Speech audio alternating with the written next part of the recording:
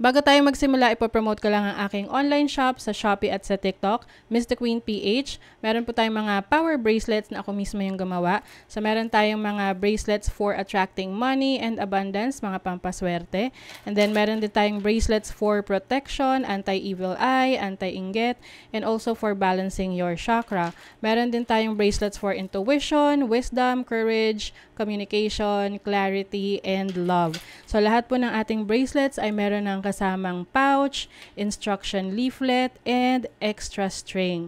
Ayan, meron din tayong mga intention oils and spell jar for prosperity and protection. So lahat po ng items ay cleansed and intention set na siya specifically to the buyer. So available to sa Shopee at sa TikTok shop. Link on the description. Thank you so much and happy shopping!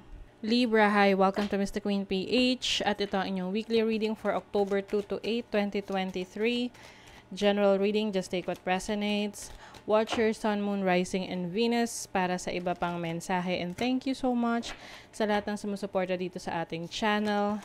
You have the power to create your own reality. So gamitin nyo lang ang reading na to bilang gabay. Okay, let's see Libra. What's up? What's coming to you? What's coming to Libra? What's coming to Libra? You have the 9 of Cups. This is happiness. Self-fulfillment. Your needs are all met. Ganda. Yung iba sa inyo may mga celebration, salo-salo. Meron kayong big event. You have the 10 of Wands. A lot of work. So parang I'm seeing you're going to, some of you you're going to prepare for a big event sa family nyo. Pwedeng kayo yung host, let's say fiesta or may malaking kasalan or just a big event, no, for a lot of people. So you're doing a lot of errands, no, marami kang inaasikaso. Oh, yung iba merong uuwi galing probinsya. O yung iba naman ikakasal. Oh, with the 2 of Cups, union. I'm also seeing a parang pwedeng send-off party na merong mag-abroad and then the whole family is celebrating. Merong mga handaan, party. Parang send-off party. Pagsasama-sama ng mga magkakamag-anak, magkakaibigan, bago sila umalis, papuntang ibang bansa. Iba naman, this is a romantic union. Kasalan. Matrabaho. Matrabaho nga lang tong event na to. But this is going to be so much fun. What is the 9 of Cups? 9 of Cups, Ace of Swords. Ace of Swords is a new beginning. This can also mean like a communication. So, I feel like you will be talking to a lot of people ngayon. Ngayong week na to. Pwedeng, yun nga, may mga reunion. Syempre, puro chika-chika yan. Kumustahan. The Tower. Hinay-hinay lang sa trabaho, no? Kasi maaring yung iba sa inyo, yung tipong pinagsasabay-sabay yung kailangang asikasuhin. Pwede naman kayong mag-designate, no, ng mag-assign ng trabaho sa iba. Like, ikaw asikasuhin mo to or ikaw asikasuhin mo to for this event. Kasi maaring, meron ditong parang hindi maplano ng maayos, no? Dahil parang someone is kinukuha niya lahat ng responsibilities. Tapos pwedeng makakalimutan niya yung iba. 'Di ba? Tapos masisira pa yung plano. So mas maganda na i-assign, lalo na kung hindi naman talaga kaya ng isa lang na tao or a specific person handling multiple task. You have the 10 of Cups, or definitely wish fulfillment, happiness. Also have the Hanged Man. I feel like naudlot na before or sabihin ko sana na suspend. nag-pause, oo, oo, hindi, kumbaga parang pinosponed muna, oo. Tapos ngayon, eto na, inaayos na. So, maaring meron kayong mga plans before, may mga ginugol kayo before na hindi natuloy, tapos ngayon matutuloy na. Yung iba, na-delay yung mga papers para sa pagta-travel nila abroad or pag-work nila abroad. So ngayon, things are doing well for your yung mga goals mo. So, kumbaga, you are preparing to celebrate. Kaya lang, ayun nga,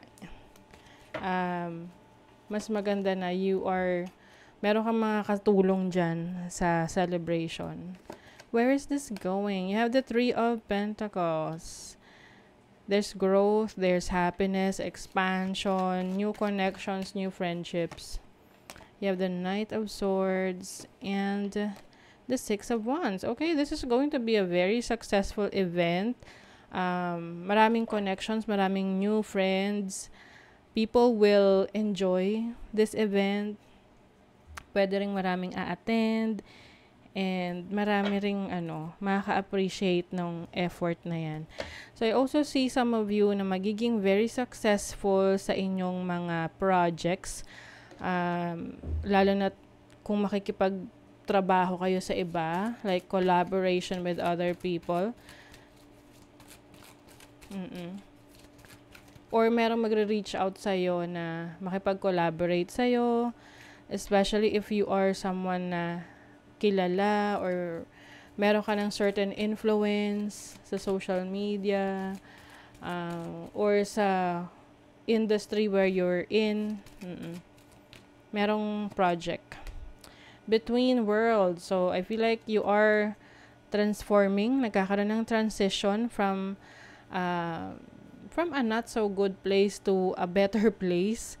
Ayan, may liwanag na. So, I think there's a lot of excitement going on.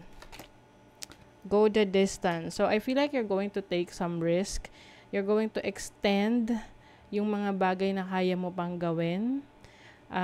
Some of you are going to get out of your comfort zone. Oo. Meron kang i-achieve na hindi mo akalain na kaya mo palang maabot. And you're going to be very successful in that. Lalo na't meron mga taong nakasuporta sa'yo, willing to help you. You have Venus and Libra in the 7th house. Some of you are trying to decide pagdating sa relationship. Hindi kayo makapag-decide. Ano to? Bakit ganon?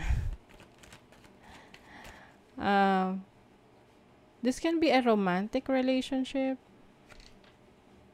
Or may drama. Okay. This is Mercury in Leo in the 5th house. Some of you may experience parang I'm sensing may jealousy, no? Parang may selos dahil lalo na kung ikaw yung mas nagiging successful sa relationship. Pwedeng merong mag-cause ng drama or issue sa inyo na hindi mo napapansin or parang sasabihin na alam mo yun, mag-iinarte. Pero sa totoo lang, this person may feel jealous of your success or yung attention na nakukuha mo ngayon.